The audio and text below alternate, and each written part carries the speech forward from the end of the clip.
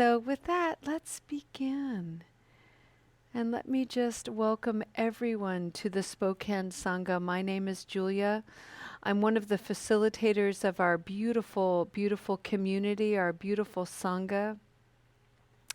We are gathered in the gentle embrace of the three jewels of Buddhism, the Buddha, who was able to awaken to the causes and conditions of his own dis-ease and suffering. Regarding his illumination, he taught in the tradition of his time, which was to sit with people and share story. It was an oral tradition. And those teachings are called the Dharma. And they have lived on and come alive in millions and millions of people around the world. And one of my favorite things about the Buddha Dharma is the clarity in which they were offered. That is to say, the Buddha emphasized, don't take my word for it. This is my awareness. This is my illumination. These are the practices that helped me better understand my suffering and discomfort. You are invited to use these practices as they are alive in you to discover the causes and conditions of your suffering. You have everything you need. Despite the social conditioning, you have everything you need to come into this awareness, to come into this agency. With time and practice, you'll see more clearly. And one of the ways to do that is to gather in community, the Sangha, the third jewel in Buddhism. So here we are living that tradition that is thousands of years old. Amazing. And we are doing this in the context of recovering our whole selves from the confusion and limitation of intoxication, distraction, trauma, pain, distortion.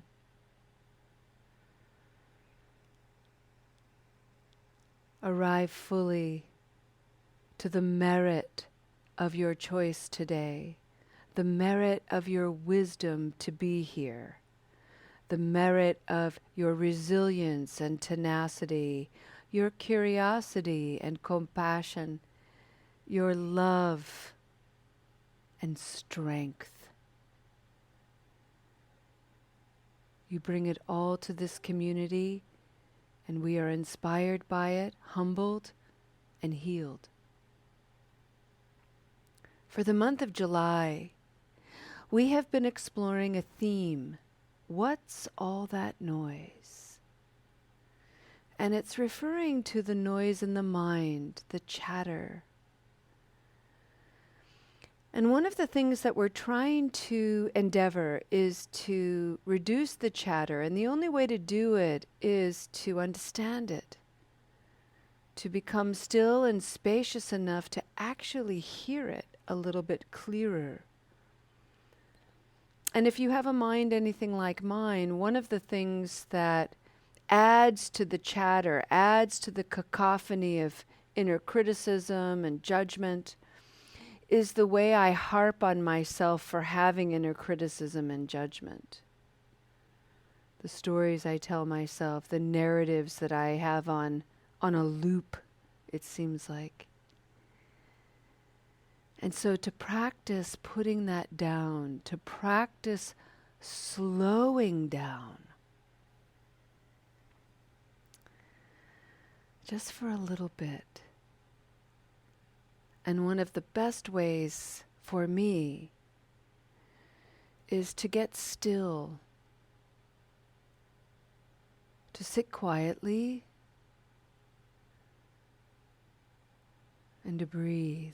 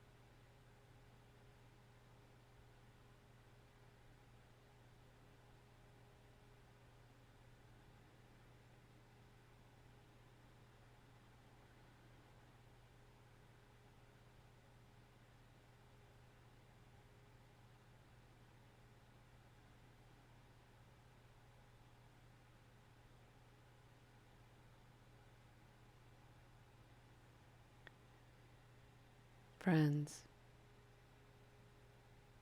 This week, we've been exploring the adolescent mind, the adolescent as it lives in you and me. The adolescent that has experienced insecurity, impulsivity, creativity, strength and vitality, spontaneity, surprise, exploration, adventure. There are so many qualities defining our inner adolescence.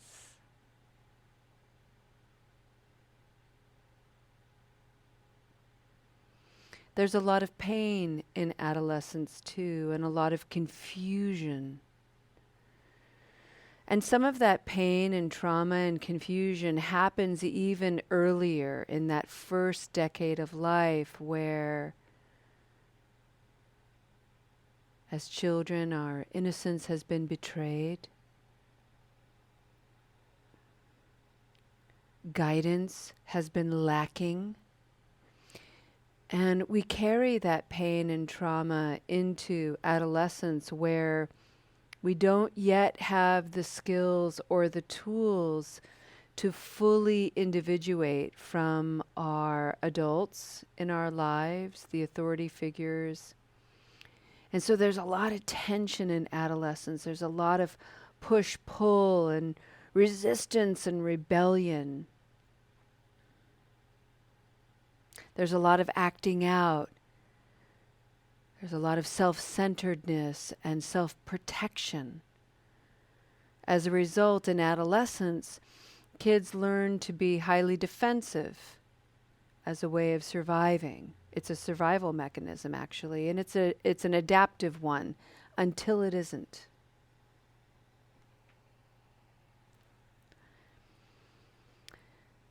Self-protection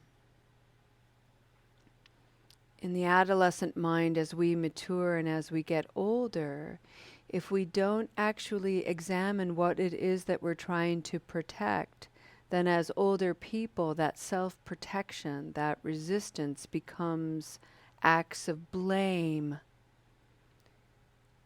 and projections of shame.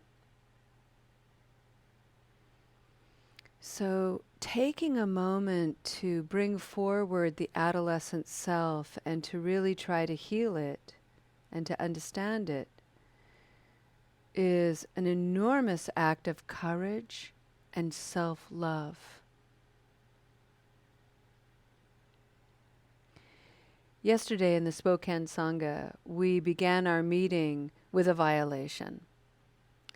A couple of Sangha members entered this sacred space and in their adolescent confusion shared images that were profane.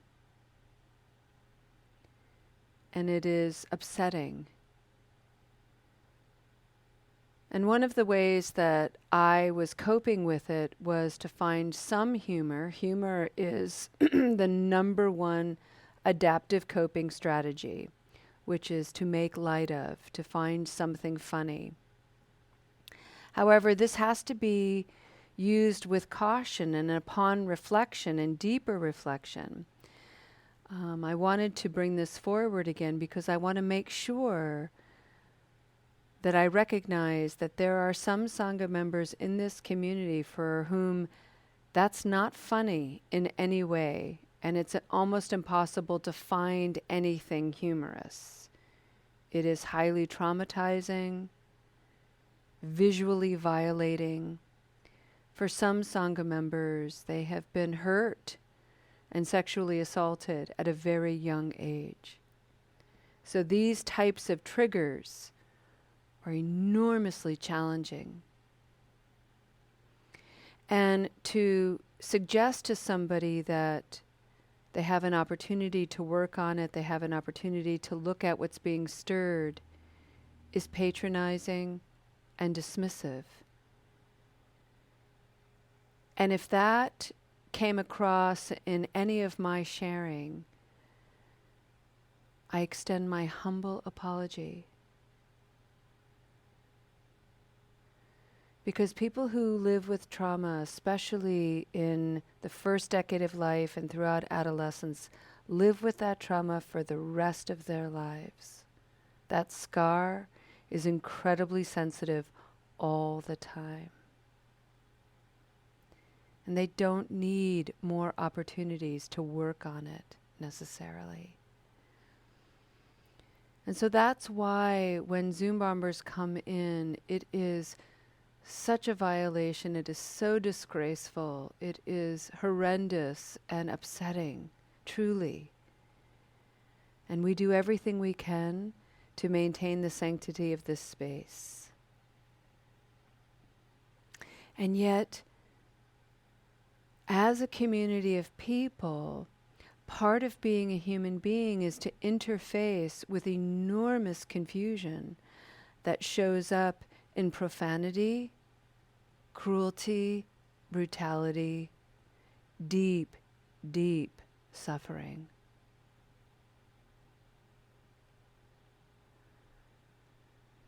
And so our practice is to figure out, how do I extend compassion to the person who has created the disruption, the person who has created the deep, deep stirring of trauma for some people in this community. And if you're that person, recognizing that you may not have compassion for that individual, and I want you to hear that that's okay. Compassion is a limitless quality in Buddhism, but that does not mean that as a human being coming into wholeness, that we don't have limits. And we do. I do. So I have limits to my compassion for certain people in the world. And there are times that I am shocked by the thoughts of cruelty that come across my mind and my inner visage. And I'm a bit ashamed of that too, but it's there nevertheless.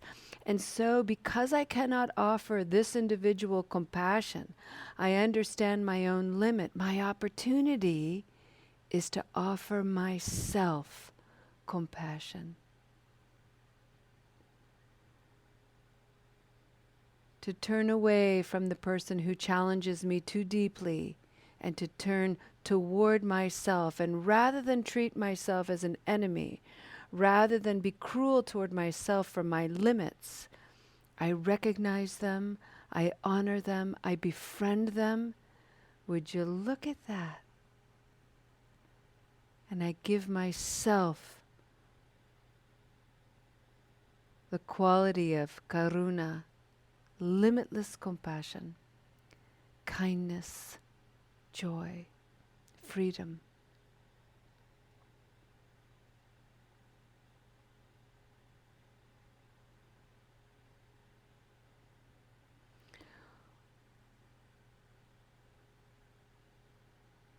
Wouldn't it be great if we could start teaching our young people to learn how to offer themselves a little bit of leniency, a little bit of forgiveness, a little bit of kindness? We're so hard on ourselves, and we learn it early. And it stays with us. For some people, that hardness and harshness haunts many corners of a person's mind. We come to the Dharma as a little candlelight shining in those dark corners, diminishing the energy of that haunting, offering its hissing sounds, a little gentle light to bring it out of the darkness, out of fear and anger and greed, and into the light of compassion, kindness, and love.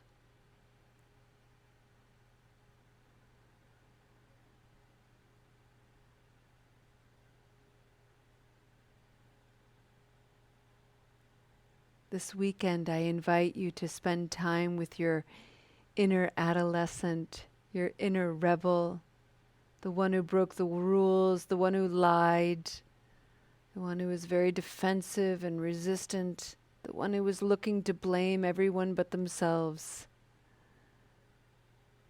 Scoop that inner child up. Scoop them up with all the love you have. Love them. Be kind to them. Be joyful. They are you, and you are so well loved.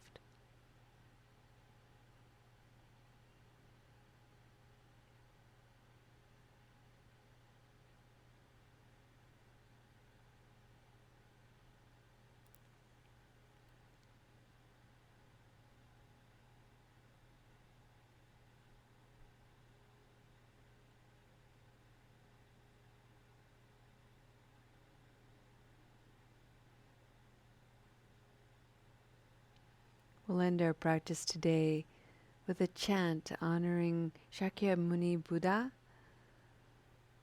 This is a chant I'll sing 3 times. If you know it, you can chant along with me. If not, just enjoy. Enjoy some breathing and some chanting.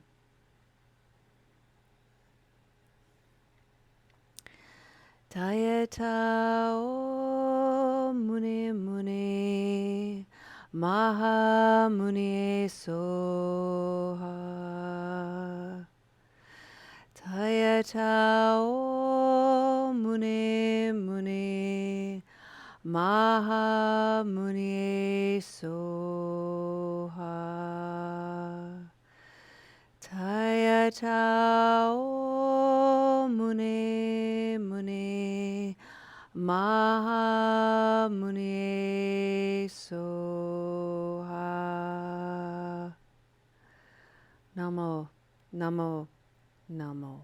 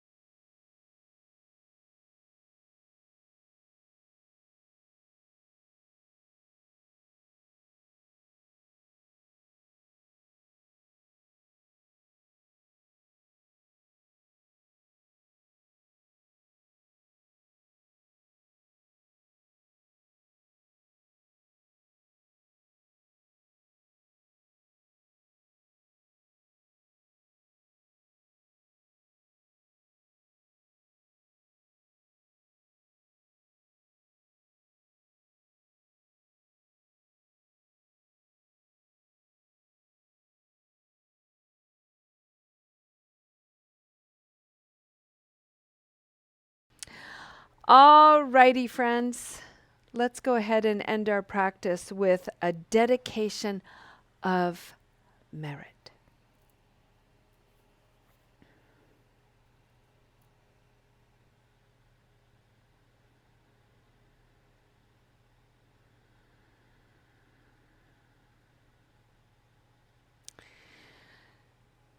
Just taking a moment to settle back into the mind and the body, bringing everything into a spirit of harmony. The Buddhist practice has ancient, ancient roots. And we can tap into it even for just a moment and gain access to its solidity, to breathe, to gain insight and awareness, to entertain wisdom and joy. And so By coming here today, you have afforded yourselves this opportunity. And in the Buddhist practice, we know that any healing, any goodness we experience is not just for ourselves, it's meant to go out into the world and be shared freely. And I think one of the most encouraging, loving, and compassionate things that we can offer, especially to people who are struggling, and most of them are struggling with unresolved child-related issues, usually in adolescence, is to offer them a little bit of space. Space to thrash around, space to relapse, to have a recurrence, to look at that. Space to bear witness to somebody in recurrence, space to bear witness to somebody in active habit energy, space that is infused with presence and kindness, understanding and love. These aren't just words.